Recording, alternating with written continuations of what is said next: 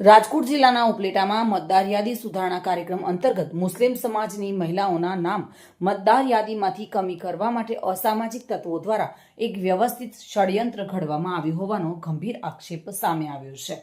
આ બાબતે આજે ઉપલેટા મામલતદાર અને ચીફ ઓફિસરની રૂબરૂ મળીને કરાયેલી રજૂઆતમાં ખાસ જણાવવામાં આવ્યું છે કે હાલમાં સરકાર શ્રી દ્વારા અને ચૂંટણી પંચ દ્વારા જે એસઆઈની કામગીરી ચાલી રહેલ છે તેમાં અમુક અસામાજિક તત્વોએ મુસ્લિમ સમાજની મહિલા મતદારોને ટાર્ગેટ કરી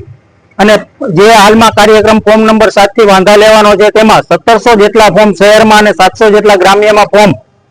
રજૂ કરેલ છે અને એમાં માત્ર ને માત્ર મુસ્લિમ મહિલા મતદારો વિરુદ્ધ વાંધાઓ લેવામાં આવેલ છે એવું અમારા ધ્યાનમાં આવતા આજરોજ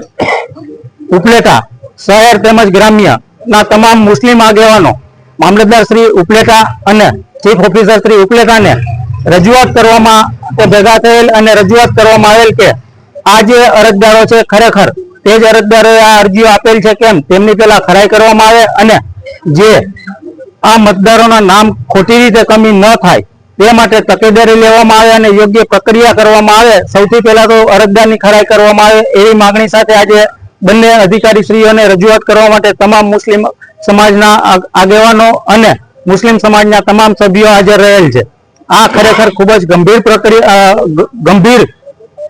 કાર્ય કરવામાં આવેલું છે કોઈ અસામાજિક તત્વો દ્વારા। હાલમાં સરકારશ્રી દ્વારા પણ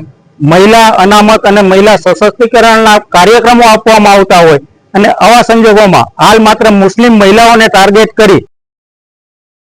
સરફરાઝ કોડી સાથે bureau report, today Gujarati news.